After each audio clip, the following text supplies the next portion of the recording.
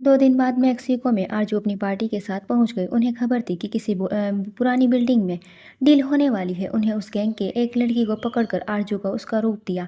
आरजू के हरे और नीले रंग के बाल लगाकर, चेहरे भोए, आंखों पर, नाक पर और होंठ पर नकली पेड़ पहनाकर, अजीब सा मेकअप करके बाहों पर नकली टैटू बना दिया।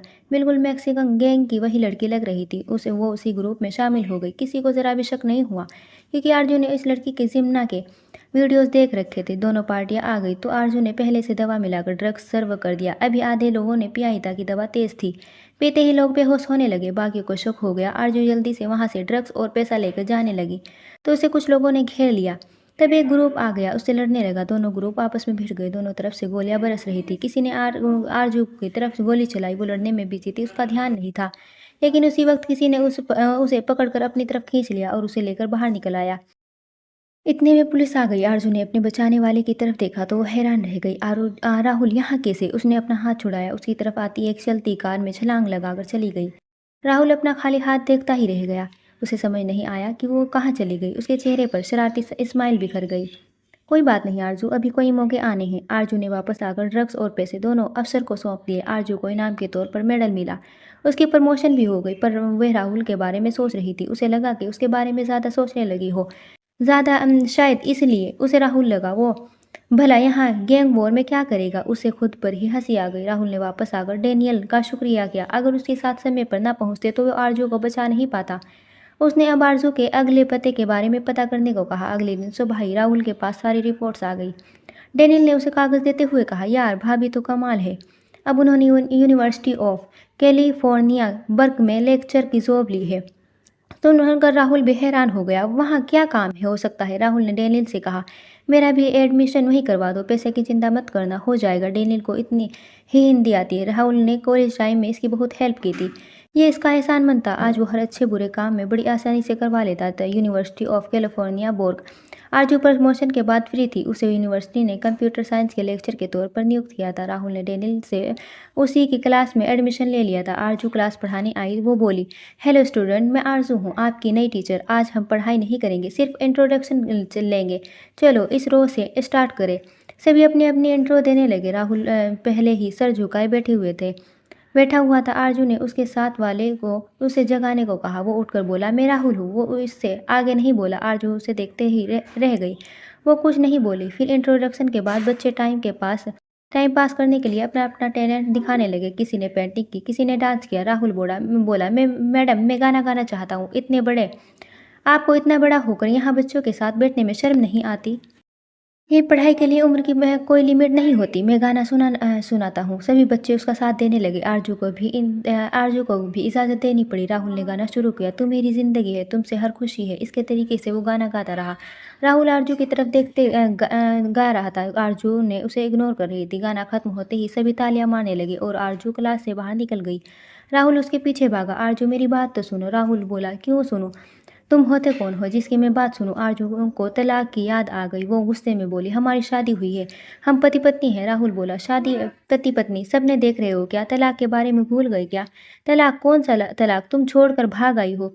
और तो रो रो कर मेरे साइन भी खराब कर दिए। उन्होंने कहा है कि ये वैलिड नहीं है, इसलिए अभी भी लीगल हस्बैंड वाइफ है। राहुल बोला। आरजू बोली, तलाक हुआ या नहीं मुझे कोई फर्क नहीं पड़ता। जाओ जाकर अपने अपने निक्की विक्की को ढूंढो। मेरे पास क्यों आए हो? मुझे तुमसे कुछ लेना देना नहीं है। चले जाओ यहाँ से, मुझे चैन से रहने दो। निक्की, उसके बारे में तुम्हें क्या पता? किसने बताया तुम्हें? उदय ने। राहुल चिंतित होकर बोला, उदय कौन है? उदय कौन? मैं नहीं जानती। आपके मुँह से ही सुना था। आप नशे में उसी का नाम पुकार रहे थे। प्यार इतना ही था तो मुझसे शादी ही क्यों की? उसी से करते। आरजू पूरे गुस्से में थी। अच्छा जी, तो निक्की से नाराज़गी है? एक मिनट बैठो तो सही, मैं तुम्हें निक्की के बारे में बताता हूँ। राहुल उसका हाथ पकड़कर रोकता हुआ बोला, डोंट टच मी। आरजू ने गुस्से से कहा। राहुल ने झट से उसका हाथ छोड़ दिया। आरजू तेजी से आगे बढ़ गई। राहुल उसे पुकारता रहा। फिर भी वो वापस घर आ गया। उसने वीडियो कॉल करके विजय को काम समझाया। उसे आए हफ्ता हो गया था। वो मीटिंग तो यहीं से कर लेता था, पर उसके वहाँ न होने के बिजनेस में बहुत फर्क पड़ रहा था।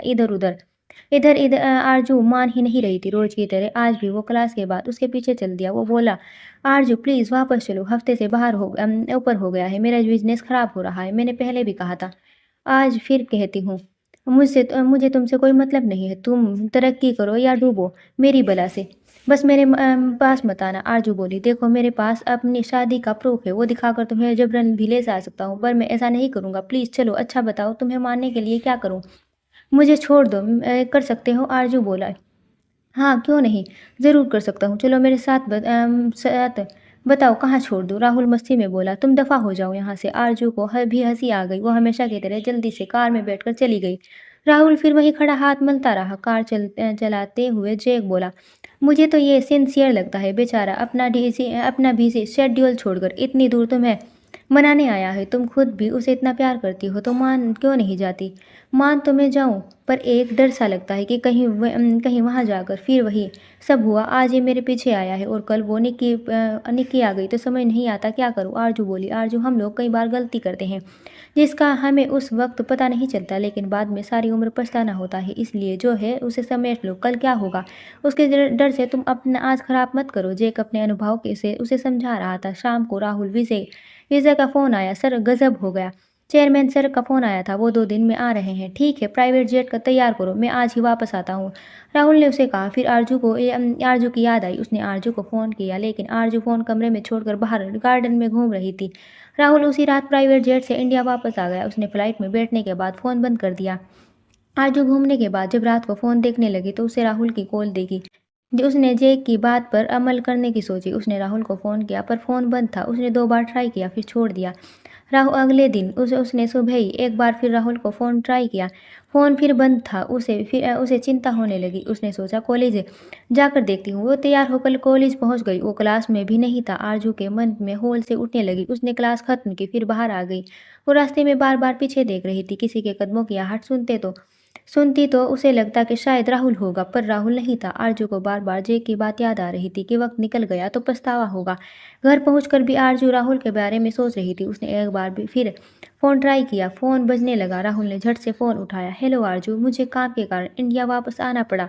फ्लाइट में फ़ोन बंद करना पड़ा। अभी लैंड किया है। तुम ठीक हो? तो बोलो। आरजू ने को उसकी आवाज़ सुनकर कुछ हौसला हुआ। वो कुछ बोल नहीं पाई। वो फिर बोली, मैं ठीक हूँ, मैंने यूँ ही फ़ोन किया था, आज कॉलेज में आए नहीं, ये तो इसलिए किया। चलो, जैसे भी किया याद तो किया, कुछ दिन बाद आता हूँ फिर। राहुल बोला, आओ या नहीं, मुझे क्या कहकर आरजू ने फ़ोन बंद कर दिया। पर अब आरजू की जान में जान आई। राहुल की चिंता में उसने सुबह से कुछ नहीं खाया था। वो जल्दी से किचन में गई और खाना डालकर खाने बैठी।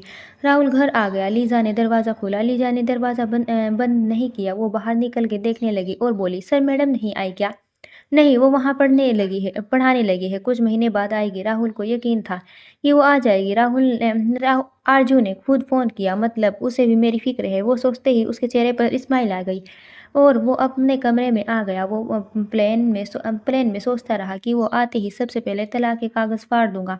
उसने कमरे के टेबल की दराज खोली, पर कागज़ वहाँ नहीं थे। उसने हैरान होकर इधर-उधर सारे कमरे में ढूँढा, पर वो कहीं नहीं मिले। फिर उसने लीज़ा को बुलाया। हाँ जी, सर जी, लीज़ा बोली। लिज़ा, मेरे जाने के बाद यहाँ कोई आया था क्या? राहुल ने पूछा। सर, वो उदय सर आए थे। क्या हुआ सर? लिज़ा बोली। वो मेरे कमरे में क्या करने आया था? कह रहे थे कि आपने उनका कुछ लिया है, वो वापस लेने आए हैं। वो पहले भी आते जाते थे, इसलिए जाने दिया। लिज़ा बोली। हाँ, हम तुम जाओ। राहुल वहीं सोफे पर बैठ गया। उदय क्यों ले गया वो कागज़? उसका क्या फ़ायदा होगा? कहीं वो खुद आरज़ू को पसंद तो नहीं करने लगा? लेकिन तलाक के कागज़ ले गया। कभी कुछ भी कर दे, आरज़ू तो मुझे ही पसंद करती है। उदय का घर उस दिन राहुल से मिलने के बाद उसने आरजू को हर जगह ढूंढा, पर वो मिली नहीं।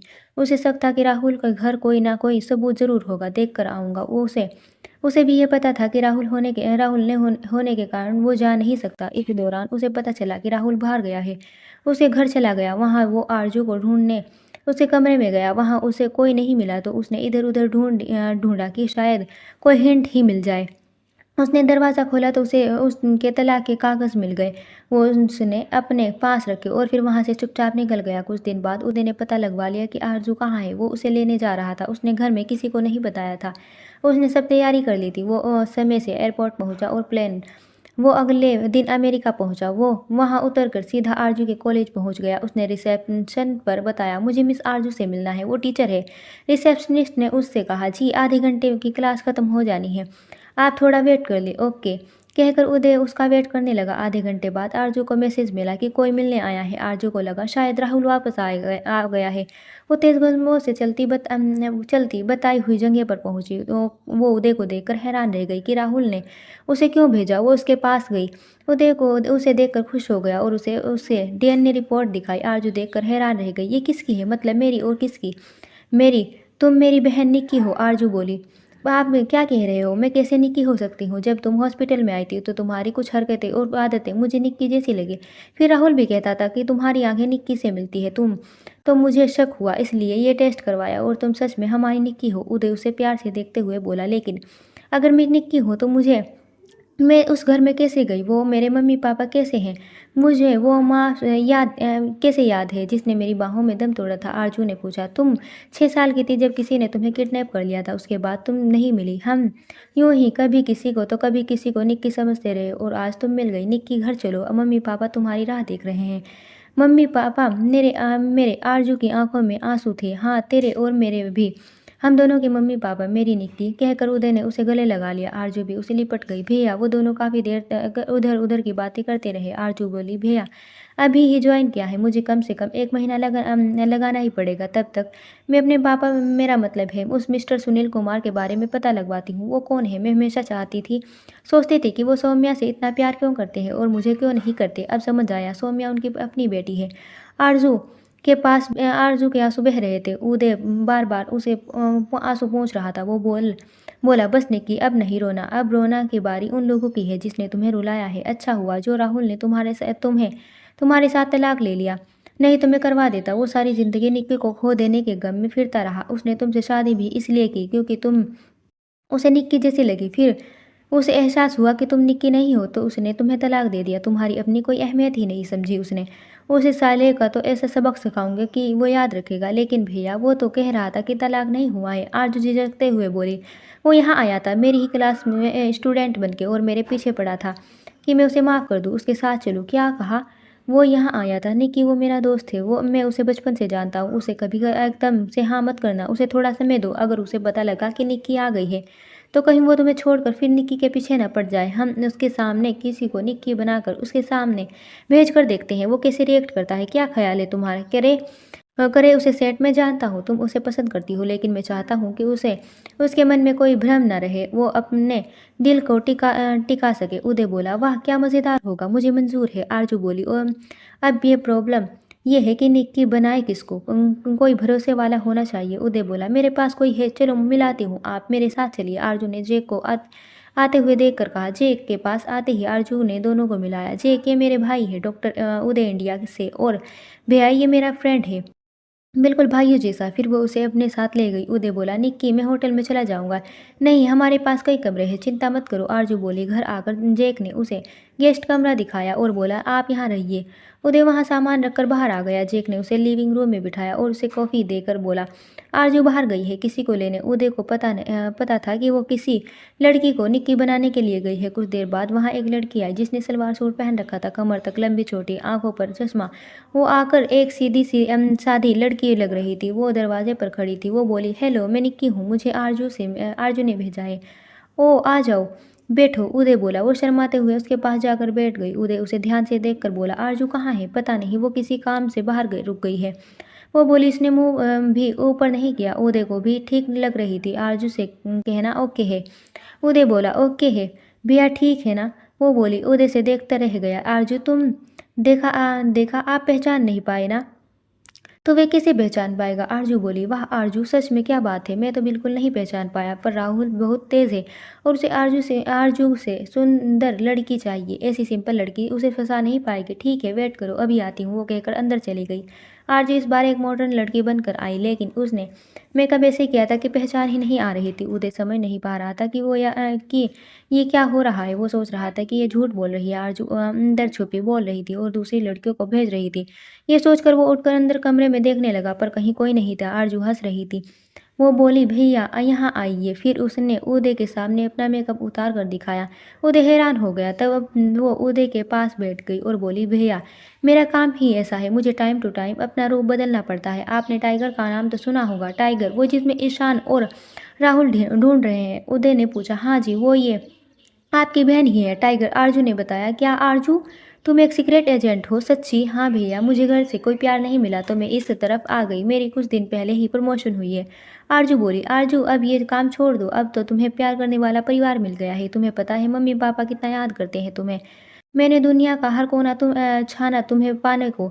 सिर्फ हमारे परिवार और राहुल ही मानता है कि निक्की जिंदा है, बाकी सबके लिए तुम सबकी नज़र में मर चुकी हो। उदय बोला। जब मैं निक्की मतलब मैं खोई तो कितनी बड़ी थी। ये राहुल का प्यार का क्या चक्कर है? आरजू ने कहा। उस वक्त तुम 6 साल की थी। मतलब मैं, राहुल, ईशान और रॉकी और तुम, हम सब साथ साथ खेलते रहते थे। तुमने और राहुल की शादी के दौरान दूल्हा दुल्हन का छोटा रोल प्ले किया था। तब से तुम कहने लगी थी कि मेरी शादी राहुल से होगी।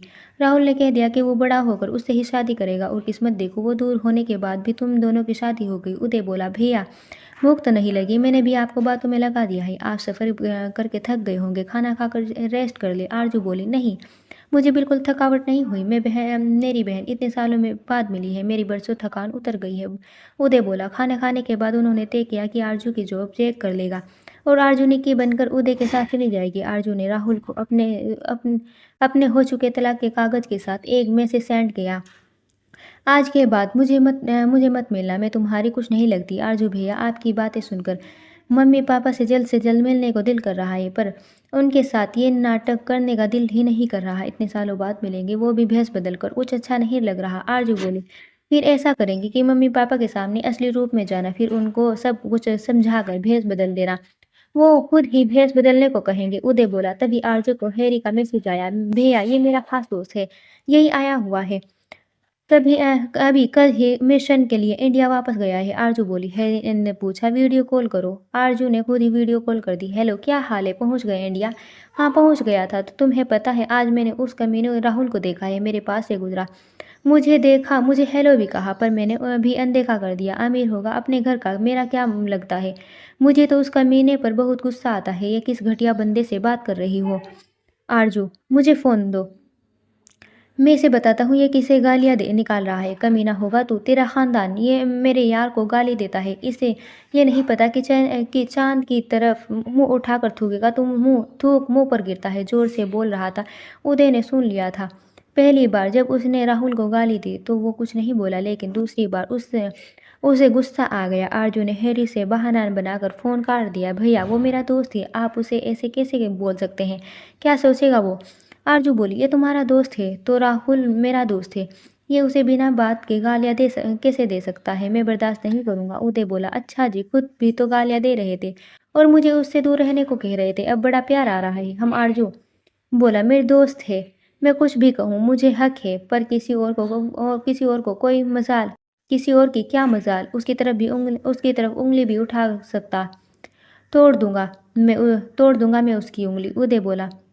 वाह, क्या बात है भैया, मैं तो सोचती थी कि आप डॉक्टर लोगों को गुस्सा नहीं आता होगा, पर आज सच में सामने आ ही गया। आरजू बोली। फिर दोनों हंसने लगे। अगले दिन आरजू ने कॉलेज जाकर अपना चार्ज जेक को संभालने दिया। फिर वो घर वापस आकर इंडिया जाने की तैयारी करने लगी, क्योंकि उदय ज़्यादा दिन छुट्टी नहीं ले सकता था, इसलिए वो जल्दी वापस जा रहा था इंडिया। राहुल काम में बिजी था और उसे लीजा का फ़ोन आया। सर जल्दी आ जाइए, बड़े सर आए हैं। बहुत गुस्से में है, कहकर लीजा ने फ़ोन रख दिया। राहुल को फ़ोन पर पीछे से पापा का डांटना सुनाई दे रहा था। उसे समझ नहीं आया कि पापा क्यों गुस्सा हो रहे हैं। वो उसी वक्त वहाँ से निकल गया। घर में आया तो पापा लिविंग रूम में टहल रहे थे। उसे देखते ही शुरू हो गए। कब तुम कब सुधरोगे? तुम्हें शादी का मतलब भी पता है? इतनी प्यारी बच्ची है वो, पर तुम्हें पता ही नहीं कौन सी अप्सरा चाहिए थी जो उसे जैसी लड़की को तलाक दे दिया। इस बात के बारे में भी नहीं सोचा कभी। जीते जी मार डाला इसे। तुम्हारे इंडिपेंडेंट मॉडल से तो लाख दर्जे अच्छी सुंदर थी। पापा, मैं जानता हूँ मुझसे गलती हो गई। मुझे उस वक्त आरजू की अहमियत समझ नहीं आई, लेकिन बाद में समझ आ गई। मैं उसे मनाने अमेरिका भी गया और अब देखना वो आपकी बहू है, मैं उसे वापस ले आऊँगा। राहुल बोला। तुम क्या समझते हो मैं कोई दूध पीता बच्चा हूँ जो तुम्हारी इन बातों में को मान लूँगा? बाप हूँ तुम्हारा, बचपन से पाला है तुम्हें। तुम्हारा मुंह देखकर बता सकता हूँ कि तुम अब क्या करने वाले हो, और तुम मुझे ये नाटक करके दिखा रहे हो। भला तलाक के बाद क्यों दोबारा तुमसे शादी करेगा? अब जो भी करो उससे उसी से दोबारा शादी करो, और सबसे पहले तो उन मॉडल से दूर रहो। मुझे अब कोई फ़ोटो नहीं दिखनी चाहिए। अखबारों में ये न्यूज़ या न्यूज़ में। हर बार इतनी दिल खराब होता है कि मैंने अपने कैसा बेटा पैदा किया है। पापा मैं मानता हूँ कि मैं ऐसा था, पर पापा मैं ऐसा नहीं, अब मैं ऐसा नहीं हूँ, मुझे उससे प्यार हो गया है। मैं एक बदकिस्मती की थी कि मुझे ये बहुत देर से समझ आया। मैं आपसे प्रॉमिस करता हूँ आपकी बहू के रूप में आरज़ू ही होगी। राहुल बोला। राहुल की बात सुनकर पापा हक्क रह गए। क्या तुम सच कह रहे हो? हाँ पापा, आरज़ू बहुत अच्छी है, मैं ही बुरा हूँ। मुझे अपने प्यार का समझ नहीं आया कि प्यार होता क्या है। जब एहसास हुआ तो बहुत देर हो गई, वो मुझे छोड़ गई, पर मैंने भी तय कर लिया है, उसी को बना कर लाऊंगा। पापा का गुस्सा शांत हो गया।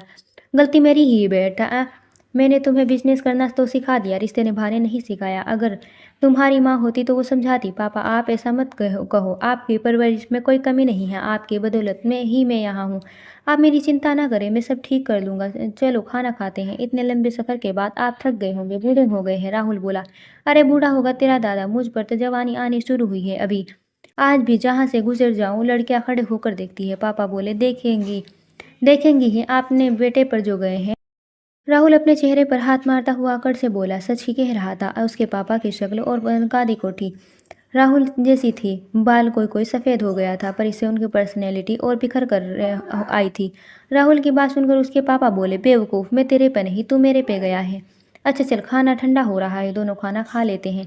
दोनों खाना खाने लगे। पापा अपनी पुरानी फिल्में बंद कर दीजिए। क्यों, क्या हुआ? पुरानी फिल्में देखकर आप पुरानी फिल्मों के बाप की तरह उससे वक्त एंट्री किया जब मैं घर पर नहीं था। यार कुछ तो नया करो। कंपनी में अगर हंगामा करते, कुछ अखबारों में आता तो कुछ लोग बातें करते, बात आरजू तक जाती। राहुल बोला।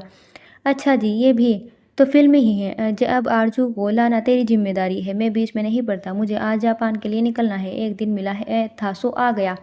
देख अब तू अपने बारे में सोच। मैं तो अपने बारे में सोच रहा हूँ, उसके पापा बोले। अच्छा जी, कहाँ नज़रें लड़ा आए हो? जिसे पाने के लिए मुझसे भी पीछा छुड़ा रहे हो? अच्छा चलो, अच्छा है आप बिजी हो जाए तो मुझे भी आपकी कम टेंशन होगी। नज़रें तो जब लड़ानी थी तब लड़ाई, अब इस उम्र में क्या लड़ाऊँ? तू खुश रहे तो चिंता छोड़ो। खाना खाकर पापा एयरपोर्ट चले गए और राहुल अब कंपनी। एयरपोर्ट। राहुल के पापा फ्लाइट लेने के लिए जा रहे थे कि सामने से उदय आता नजर आया। वो रुक गया। उन्होंने कहा कि कैसे हो उदय बेटा? उदय एकदम से घबरा गया। उसने अपने बगल में देखा, उसके साथ कोई नहीं था, तो वो भागकर अंकल के पास आया और चरण छूकर बोला। अरे अंकल, आप यहाँ? हाँ, उस कमबख्त को मिलकर आ रहा हूँ। तुमने उसके तलाक के बारे में मुझे बताकर अच्छा किया। अच्छी डांट लगाकर आया हूँ। वो बोल ही रहे थे कि उनके नाम की अनाउंसमेंट हो गई तो वो उदय को बाय कहकर चले गए। आरजू पास के पिलर के पीछे से निकल कर आई। बाल बाल बच गए। अगर मैंने ध्यान ना रखा होता तो पापा हमें झट से पहचान जाते। हाँ, मैंने भी अंकल को देखते ही पहले तुम्हारी साइड देखा, फिर शुक्र मनाया कि तुम बाहर नहीं हो। अब चलो, बाहर कार अपना वेट कर रही है। उदय बोला। वो लोग बाहर आए तो ड्राइवर ने उन्हें विश किया, फिर सामान उठाकर कार में रख दिया। आरजू खिड़की के बाहर शहर को देख रही थी। उसे चुप देखकर उदय बोला। क्या हुआ? कुछ नहीं, पुराने दिन याद आ गए। मुझे अब भी फील हो रहा है कि उस परिवार ने मुझे कभी कुछ नहीं दिया, पर पापा ने भी मेरे साथ कुछ खास नहीं किया। स्कूल में मैं स्कॉलरशिप के दम पर पढ़ी, फिर कॉलेज में नहीं, मुझे मेरे खर्चे पर बाहर भेज दिया, और जब वापस आई तो सौम्या की साइड किक की तरह कंपनी में रख दी गई। फिर राहुल को 2 करोड़ में बेच दिया। तुमने उन्हें छोड़ क्यों नहीं दिया था? मैंने उस माँ जिसने मुझे पाला, जी मैं अपनी माँ समझती थी, मरते वक्त वचन दिया था कि मैं अपने पापा का साथ कभी नहीं छोड़ूंगी। सो मैंने हर दुख सहा, पर उनका साथ नहीं छोड़ा। आरजू दुखी मन से बोली। उदय ने उसका सर पर हाथ रखा और प्यार से कहा। जी, जो बीत गया उसे भूल जाओ, समझो आज ही तेरा जन्म हुआ। इतना प्यार मिलेगा कि अब तुम सब भूल जाओगे। कार आलीशान कोठी से होते हुए एक बड़ी सी कोठी के बाहर रुक गई। उदय ने कहा, चलो निक्की, घर आ गया है। आरजू का दिल जोर से धड़कने लगा। उदय ने उसका हाथ पकड़कर उतारा। वो लोग आ रख गए। अंदर लिविंग रूम में मम्मी पापा और दादाजी बैठे चाय पी रहे थे। उदय को देखकर वो हैरान रह गए। पापा गुस्से से बोला। तुम बिना बताए कहाँ चले गए थे? क्या सोचते हो कि बड़े हो गए हो? बड़े होकर भी बेटे तो बेटे ही रहेंगे ना। तुम तो वो और बोलने ही वाले थे कि आरजू को देखकर चुप हो गए। तीनों की नज़र आरजू पर टिकी थी। उदय बोला। पापा देखिए, जिसका आप 18 साल से इंतजार कर रहे थे, ये लो, मैं ढूंढ लाया हूँ। दादाजी के कदम लड़खड़ा गए। वो उठने लगे थे कि दोबारा सोफे पर बैठ गए। मम्मी सबसे पहले भागकर उसके पास पहुंची। उनकी आंखों से पानी झरने की तरह बरसने लगा। वो कांपते आवाज में बोली। ये अपनी निक्की है। पापा और दादा भी नम आंखों से उदय को देख रहे थे। उदय ने अपने आंसू पोंछते हुए हाँ में सर हिला दिया। मम्मी ने आरजू का चेहरा दोनों हाथों में पकड़ लिया, उसे प्यार से देखने लगी और फिर गले लगा लिया। तब तक पापा भी दादाजी को उस तक ले आए थे। मम्मी को पीछे करके दादाजी और पापा ने उसे गले लगाया। सभी रो रहे थे। नौकरों को समझ नहीं आ रहा था कि ये कौन है। सब सोच रहे थे कि शायद उदय दुल्हन ले आया है। मम्मी पापा दादा बारी बारी उसे पकड़ लेते और रोने लगते। तब उदय ने उन्हें कहा, पापा जी, हमें इसे अभी छुपा कर रखना है, क्योंकि इसे इसके किडनैपर पहचान लेंगे। हम इसे बाहर नहीं भेजेंगे। दादाजी ने बोला, पर कब तक?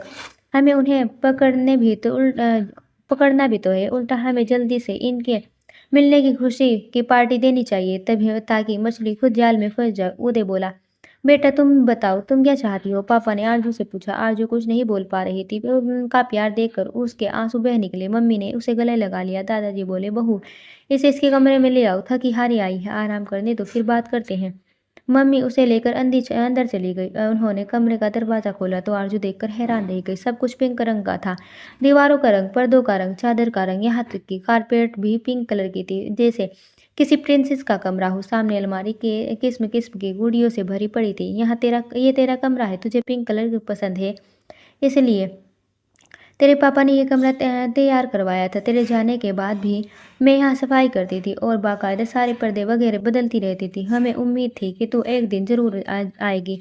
ये देख, ये सारी गुड़िया तेरे दादाजी, तेरे पापा, उदय, रोकी, राहुल और ईशान की दी हुई है। हर साल तेरे बर्थडे पर लोग तेरे लिए गुड़िया लाते थे, क्योंकि छोटे होते तूने कहा था कि मैं लड़की हूँ, मुझे कार नहीं गुड़िया गिफ्ट करो। जब से तेरे पापा कहीं भी गुड़िया देखते तो ले आते। बेटा, क्या तुझे कभी कुछ याद नहीं है? मम्मी बोली। आरजू को कमरा देखकर कुछ कुछ याद आ रहा था, जैसे वो छोटी सी इस कमरे में भाग रही थी। उसके हाथ में एक उसके कद जितनी गुड़िया थी। उसकी मम्मी उसे सेब खिलाने के लिए उसके पीछे भाग रही थी। पास ही पड़े पापा खड़े हंस रहे थे। अचानक वो अलमारी के पास गई। उसने अलमारी खोलकर एक एक गुड़िया को उलट कर देखा, फिर बोली, मम्मी, मेरी पिंक डॉल कहाँ है? यहाँ नहीं है। ये देखते ही मम्मा की आंखों में रुके हुए आंसू फिर बहने लगे। जब तू किडनैप हुई थी, उन लोगों ने पता नहीं उसका क्या किया होगा, मम्मी बोली। उन गुड़ियों को देखते हुए आरजू को चक्कर आने लगे। वो गिर गई। मम्मी ने आवाज लगाई, उदय जल्दी आओ। उदय, निक्की। मम्मी का चीखना सुनकर वो तीनों कमरे में आए। उदय ने जल्दी से आरजू को उठाकर ऊपर ले गया। उसने उसकी नब्ज चेक की। मम्मी, क्या हुआ यहाँ? बेटा, ये गुड़िया देखते देखते वो बोली कि मम्मी, मेरी पिंक गुड़िया कहाँ है? मैंने बताया कि वो उसके साथ ही थी जब वो किडनैप हुई थी। बस उसके बाद ही ये सर पकड़कर गिर गई। मम्मी ने बताया। क्या इसने पिंक गुड़िया के बारे में पूछा? इसका मतलब इसे कुछ याद आ गया, उसी वजह से ये बेहोश हो गई है। बाकी सफ़र की थकान भी है, इसे आराम करने दो, उठेगी तो ठीक हो जाएगी। सबको कुछ राहत मिली। सब वहीं सोफे पर बैठ गए। आरजू को सपना आने लगा कि 4-5 बच्चे आंगन में खेल रहे। वो छोटी सी है, उसने गुलाबी रंग का गाउन पहन रखा है। वो पट पहने लड़के से बोली, राहुल देखो, आज अपनी शादी है, मैं सबसे सुंदर दुल्हन हूँ, है ना?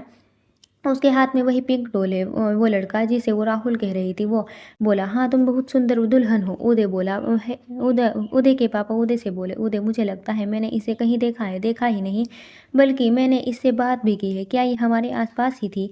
हाँ जी पापा जी, आप इससे मिले हैं उस दिन। राहुल ने जिस लड़की से शादी की थी वो यही है। उदय बोला। क्या उस कमीने की शरण की बेटी जिसने इससे शादी के बदले राम से 2 करोड़ लिए? पापा गुस्से से बोले। पापा धीरे बोलिए। हाँ जी पापा, वही उस कमीने की ये अपनी बेटी नहीं थी ना, इसलिए उसने ऐसा किया। ये तो उस दिन राहुल मैंगो एलर्जी के कारण इसे मेरे हॉस्पिटल में ले आई। ये एलर्जी बहुत ही रेयर होती है, मम्मी को भी है। मुझे लगा कि ये निक्की तो नहीं, क्योंकि राहुल ने भी इससे शादी इसलिए की थी क्योंकि उसे इसकी आंखें निक्की जैसी लगी। मैंने डीएनए करवाया तो सच में अपनी निक्की निकली। दादाजी बोले, तो अब ये राम की बहू है? हाँ दादाजी, पर राहुल ने इससे पहले निक्की के कारण तलाक दे दिया है, पर बाद में एहसास हुआ कि वो निक्की को नहीं, आरजू को तो प्यार करता है, तो उसने तलाक को वैलिड नहीं करवाया। पर मैंने नकली कागज़ बनाकर इन दोनों को यकीन दिला देना है कि ये तलाक हो चुका है। अब देखते हैं कि राहुल निक्की को अपनाता है या आरजू को। उदय बोला। फिर उदय आरजू सपने में बहुत खुश थी। वो सबको बता रही थी कि वो राहुल से शादी हो गई है। फिर अचानक से सीन बदल गया। अंधेरा हो गया। वो जंगल में भागे जा रही थी। उसे घर नहीं मिल रहा था। वो चिल्ला रही थी, मम्मी पापा, और रोए जा रही थी। वो सोते सोते सच में चिल्लाने लगी, पर उसकी आवाज़ नहीं निकल रही थी। वो तीनों उदय की बात सुनकर हैरान थे। 2-3 घंटे से वो सो रही थी। वे सभी सोफे पर बैठे थे। उसे हिलते देख उसके पास भाग आए। वो एकदम से उठी, मम्मी, हाँ मेरी बच्ची, यही है, कहकर मम्मी ने उसे गले लगा लिया। उदय उसके पास आया, उसने नेक पिन से उसके माथे का पसीना पूछा, फिर पूछा, निक्की तुम ठीक हो? आरजू ने सबकी तरफ देखा, फिर बोली, हाँ जी मैं ठीक हूँ। कोई भी सपना देखा निक्कू? दादाजी बोले, हाँ जी मैंने देखा कि एक छोटी सी दुल्हन बनी हूँ और राहुल से कह रही हूँ कि अपनी शादी हो गई है। उसने भी कहा कि हमारी शादी हो गई है। मैं बहुत खुश थी, लेकिन फिर मैं किसी जंगल में खो गई। मैं भागती जा रही थी और मुझे घर नहीं मिल रहा था। मैं मम्मी पापा को पुकार रही थी कि आँख खुल गई है। सच में मुझे एक और सपना दिखा। मैं इस कमरे में इधर-उधर भाग रही थी। मुझे मम्मी सेब खिलाने के लिए मेरे पीछे भाग रही थी। आरजू ने रोते हुए कहा। पापा ने उसे गले लगा लिया। ना मेरा बेटा, अब नहीं रोना। अब जो होगा अच्छा होगा। पापा क्यों ना कल हम इस आरजू के आने की पार्टी दे, सबको बुलाते हैं। उदय बोला। उसने आरजू को इशारे से पूछा, ठीक है ना? उसने सर हिला कर हाँ कह दिया, ठीक है। उन्होंने फ़ोन पर ही सबको मैसेज भेज दिया। राहुल का घर। शाम को राहुल बैठा लैपटॉप पर काम कर रहा था कि उदय का मैसेज आया, निक्की के मिलने की खुशी में कल पार्टी है। निक्की, राहुल ने दोबारा पढ़ा, ये कैसे हो गया? उसने बताया ही नहीं। राहुल ने उदय को फ़ोन किया। फ़ोन बिजी आ रहा था। उदय के पास रॉकी का फ़ोन आया हुआ था। ईशान भी उसके साथ ही था। दोनों हैरान थे। रॉकी बोला, ये कहाँ मिली? तूने हमें बताया क्यों नहीं? हाँ, कम से कम मुझे बता देता, मैं तेरी हेल्प कर सकता। उदय ने कहा, अच्छा ये सब छोड़ो, मिल गई बस। अब ये यहाँ आकर देखना, तुम्हें सब पता चल जाएगा। इस दौरान राहुल भी उदय को फ़ोन मिला रहा था, पर उसका फ़ोन बिजी जा रहा था। राहुल बार-बार फ़ोन मिलाए जा रहा था। उदय ने जैसे उसकी बात खत्म की, राहुल का फ़ोन आ गया। फ़ोन उठाते ही राहुल ज़ोर-ज़ोर से बोलने गया, कहाँ मर गया था? कब से फ़ोन कर रहा हूँ, तुझे पता नहीं किससे बात करने में बिजी था। ये क्या मैसेज किया है? क्या क्या निक्की सच में मिल गई है? कहाँ है? घर में? अब मैं अभी आऊँ? मैं अभी ईशान और रॉकी का भी फ़ोन आया था। अभी मत आना, अभी मम्मी-पापा वगैरह मिलने दे, कल पार्टी में ही मिलना, शाम को आना। निक्की को अभी ज़्यादा याद नहीं आया। उदय बोला, तू अकेला लेने चला गया, मुझे तो बता देता। राहुल बोला, तू शायद भूल गया, मैं तेरे पास ही आया था। तूने साफ जवाब दे दिया कि तुझे निक्की से कोई लेना देना नहीं है, फिर मैं अकेला ही चला गया। अरे वो तो मैं निक्की और आरजू में से एक चुनने की बात कर रहा था। मैं अब आरजू से प्यार करता हूँ, निक्की से मुझे कोई लेना देना नहीं है। मुझे क्या पता था कि तू उसे लेकर आने की बात कर रहा है। चल रात गई, बात करते हैं, कल मिलते हैं। उदय का घर। अगले दिन शाम को घर दुल्हन की तरह सजाया गया था। सभी खुश थे। नौकर को बता दिया गया था कि घर की खोई छोटी बेटी 18 साल बाद मिली है। सारे खुश थे। अर्जुन ने सबकी सलाह में भेष बदल दिया था। उसने ऐसा मेकअप किया था कि पहचानने में नहीं आ रही थी। उसने बचपन की तरह बॉय कट बनाने के लिए बालों को वीक लगा दी थी। उसने सारा माथा बालों से ढक लिया था।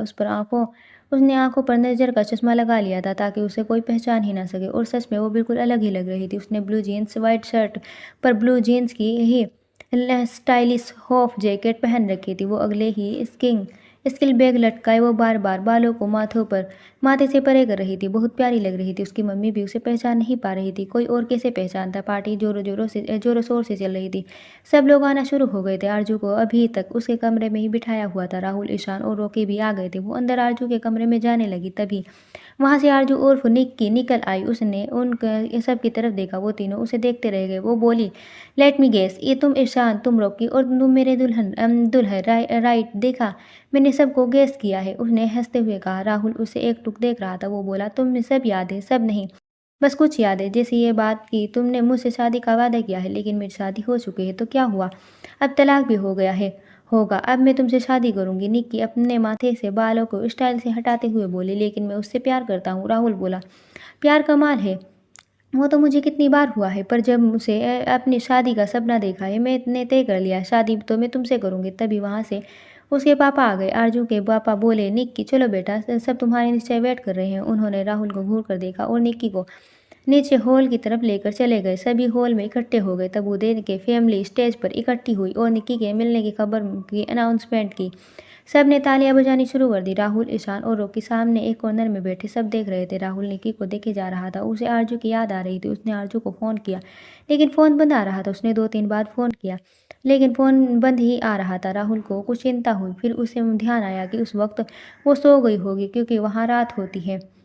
ये याद आते ही राहुल को खुद पर हंसी आई। उसके चेहरे पर शरारती स्माइल आ गई। आरजू की नज़र उस पर ही थी। समझ आ गया था कि राहुल उसे ही फ़ोन कर रहा था। पार्टी पूरे ज़ोरों-शोर से चल रही थी, बड़े-बड़े लोग आए हुए थे। उदय उसे सबसे मिलवा रहा था। उसने पूछा, सब ठीक है? हाँ भैया, इधर तो सब ठीक है। वहाँ देखिए, उसने राहुल की तरफ इशारा किया, जो बार-बार अपना फ़ोन देख रहा था। दोनों के चेहरे पर हल्की सी मुस्कान आ गई। ये बात की नहीं कि राहुल आरजे को फ़ोन कर रहा है, बल्कि इस बात की कि वो निक्की को पहचान ही नहीं पाया, वो भी खासकर राहुल। तभी डांस की अनाउंसमेंट हुई कि सभी डांस फ्लोर पर आ जाओ। उदय उन तीनों को पकड़ कर ले आया। निक्की भी लड़कों की तरह नाच रही थी। उन्होंने पंजाबी बीट्स लगाए और नाचने लगी। राहुल ने आरजू को अपने शादी में नाचते देखा तो उसे निक्की आरजू के मुकाबले झल्ली लगी। वो क्या करे? इसे रहकर आरजू याद आ रही थी। पता नहीं क्यों वो निक्की से को उससे क्यों कंपेयर कर रहा था। एक उसकी एक्स वाइफ है और दूसरी बचपन की दोस्त। आरजू तो इतना अच्छा नाचती है और ये तो नाचना भी जानती नहीं है, बस उछल कूद कर रही है। खाना लग गया था, सब खाना खाने लगे। उसके बाद उसके पापा उसे अपने दोस्तों से मिलाने लगे, जिनके जवान बेटे सब एक से बढ़कर एक, कोई डॉक्टर, कोई बिजनेसमैन, कोई वकील, तो कोई आईएएस ऑफिसर। निक्की सबको हेलो हेलो करती, पर उसकी नज़र घूमकर फिर राहुल पर चली जाती। वो चुपचाप खाना खा रहा था और बार बार फ़ोन चेक कर रहा था। निक्की उसके पास चली गई, उसके चम्मच को लेकर उसकी तरफ उसकी प्लेट में ही खाना खाने लगी। उसने राहुल को खिलाना चाहा, पर राहुल ने मना कर दिया। बोला, "म, मेरा हो गया है, तुम खा लो।" निक्की खाते बोली, तुम कल मिल सकते हो कि हाँ, क्यों नहीं, आ जाना, हम चारों मिलकर बैठेंगे। राहुल बोला, नहीं, मुझे सिर्फ तुमसे बात करनी है। मैं अक्सर अखबारों में तुम्हें लड़कियों के साथ देखती हूँ।